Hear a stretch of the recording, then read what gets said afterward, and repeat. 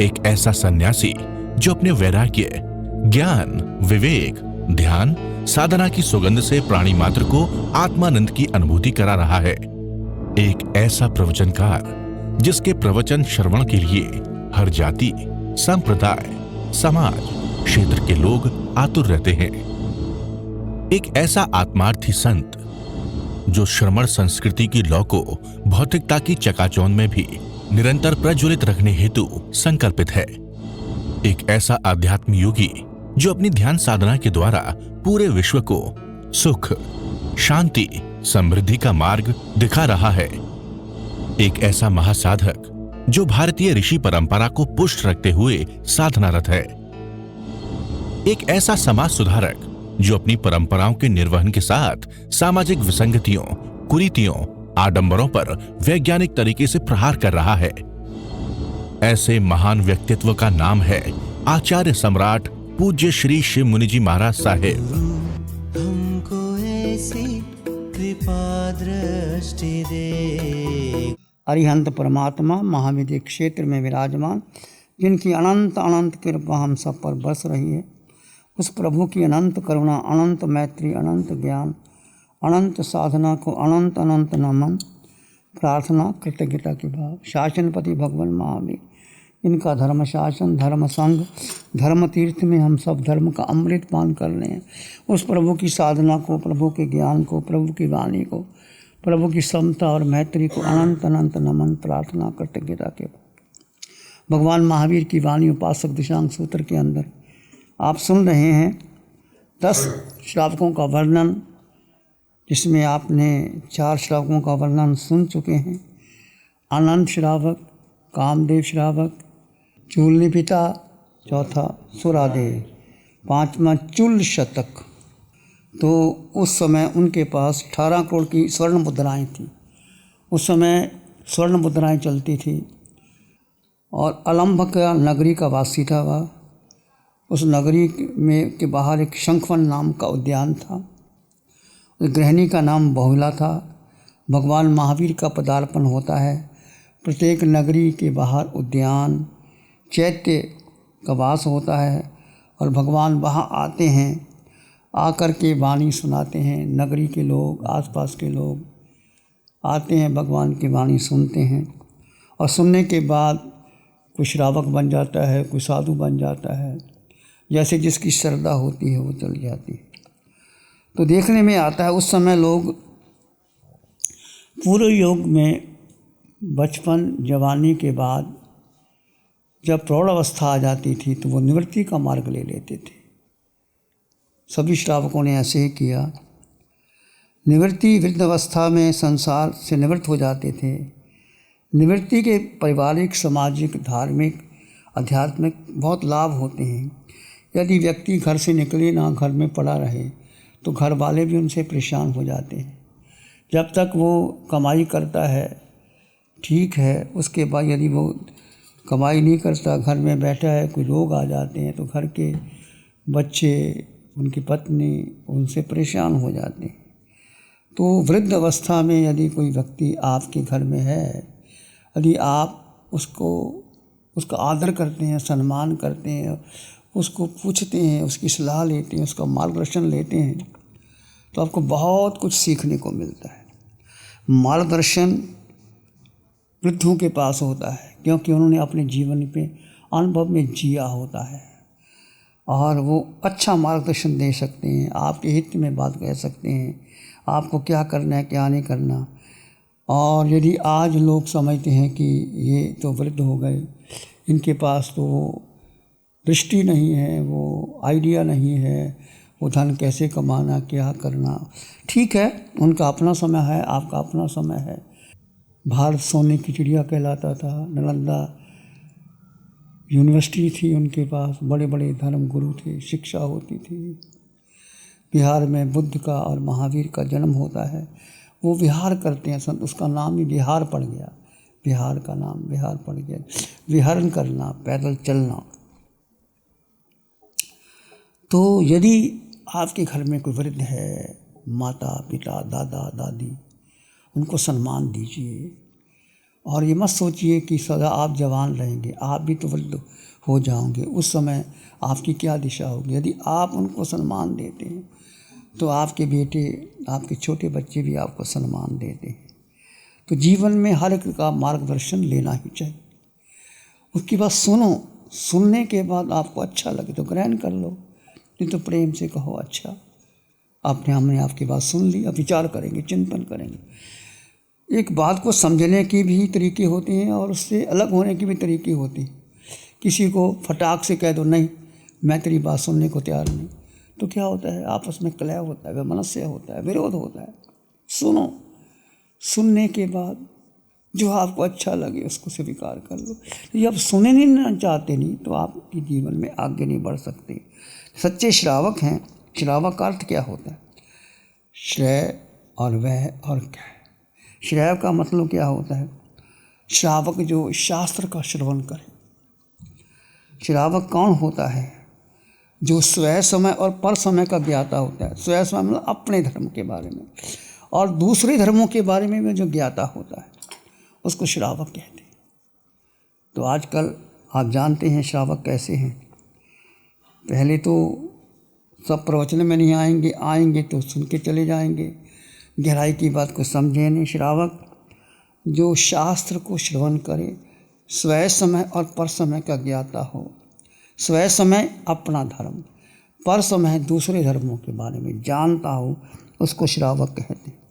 दूसरा अर्थ है वह का अर्थ वपन करना। जीवन की धरती में पुण्य का वपन कीजिए।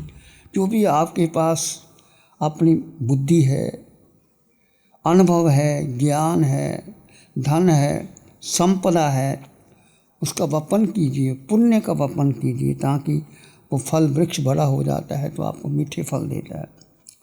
तीसरा अर्थ है श्राय वह कै का मतलब है करना।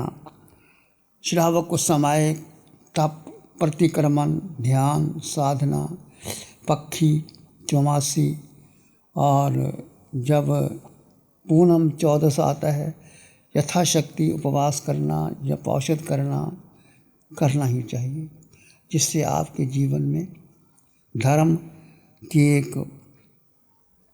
रीति, धर्म की एक लाइन बनती रहे, उसको हम श्रावक कहते हैं। तो हम देखते हैं कि पिछली आयु में समस्त भार श्रावक अपने बड़े बेटे को सौंप देते थे, चाहे वो आनंद था, कामदेव था, चूलनी पिता, सुरादेव, सभी श्रावकों ने ऐसा ही किया और चूल शतक भी ऐसा ही करता है।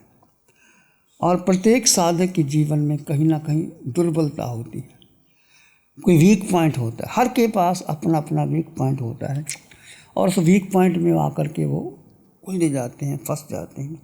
The strength of the chain is known but only weakest rings. एक चेन है, एक कड़ा है, वो बंधा हुआ, यदि उसको खींचोगे उसका पता लगाना कितना मजबूत है। यदि वो नहीं टूटता इसका मतलब वो मजबूत है। यदि वो टूट जाता है, कोई कड़ी कमज़ोर है, तो वो लगता है कि ये कड़ी जहाँ कमज़ोर होगा वहाँ से वो कड़ी टूटती है। तो कहा है the strength of the chain is known by it's weakest rings.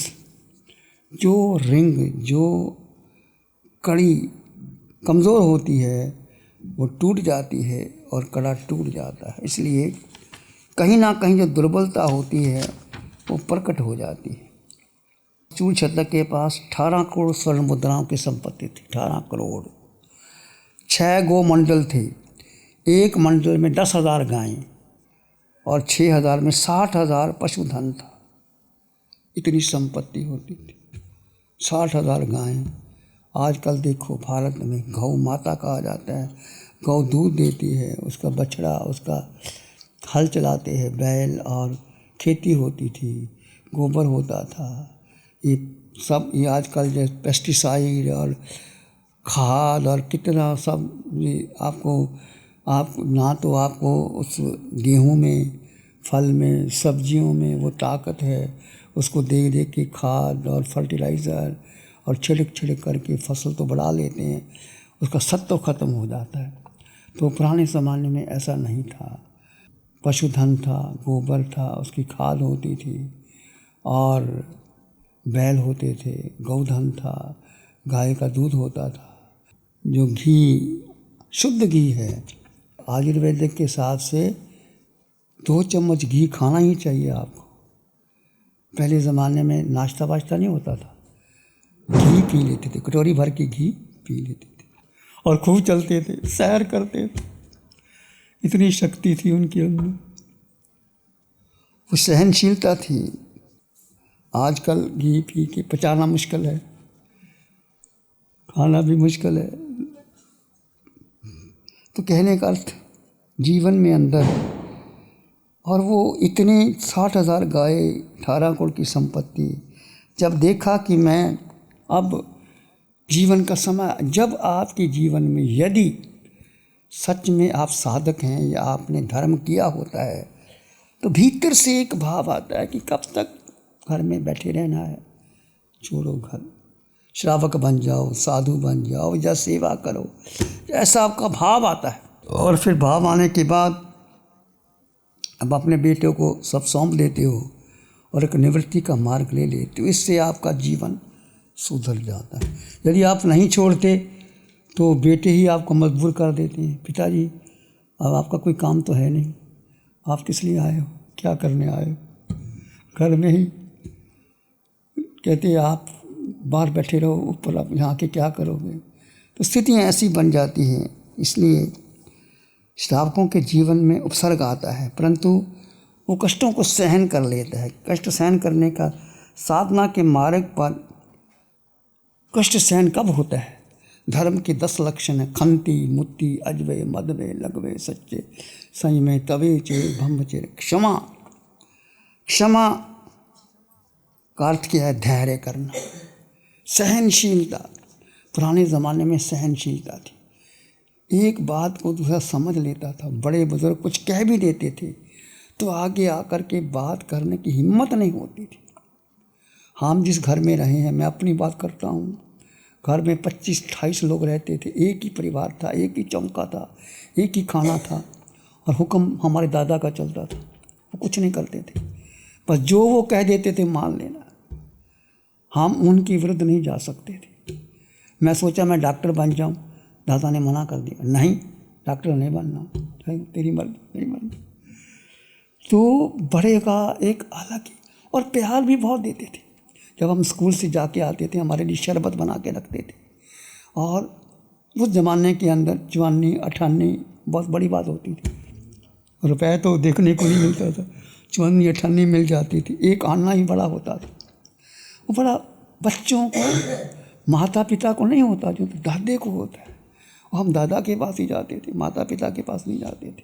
आज भी देख लो, जो आपका बेटा आपके पास नहीं आएगा, दादा के पास जाएगा, दादी के पास जाएगा। क्यों जाएगा? कि उनसे ज़्यादा उनको प्यार मिलता है, स्नेह मिलता है, उन्होंने अपने जीवन में जिया होता है। और जो दादा दादी के संस्कार बच्चों को दिए जाते हैं ना, वो ज़िंदगी में काम आते हैं।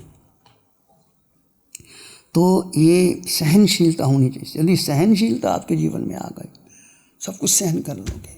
सहन करना सीखो। एक दूसरे ने कुछ कह दिया तो सुनो, सुन करके ज़रूरी नहीं कि सामने बोल देना है, कह देना। सुनो, समझो, विचार करो, चिंतन करो, उसने जो कहा है क्या मेरे ग्रहण करने लिए है।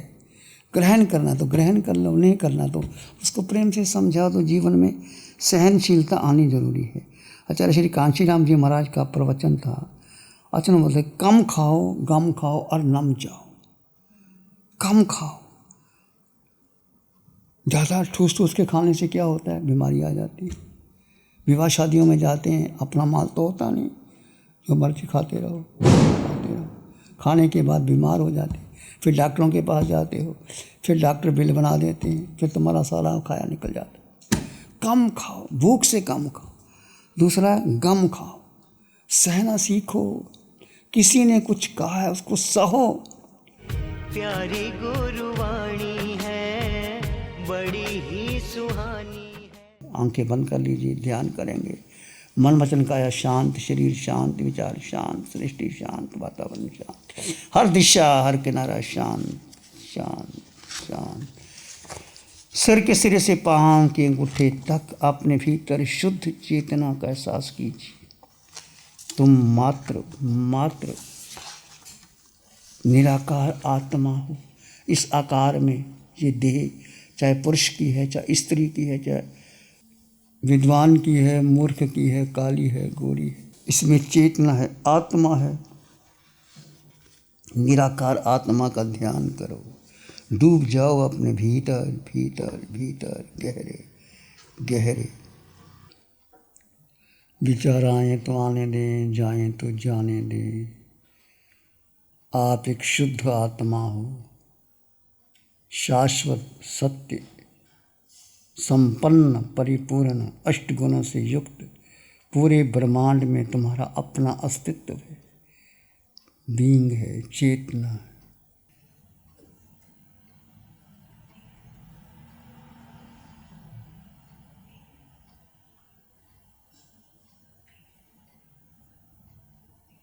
अपने भीतर गहन मान और शांति का अनुभव करें।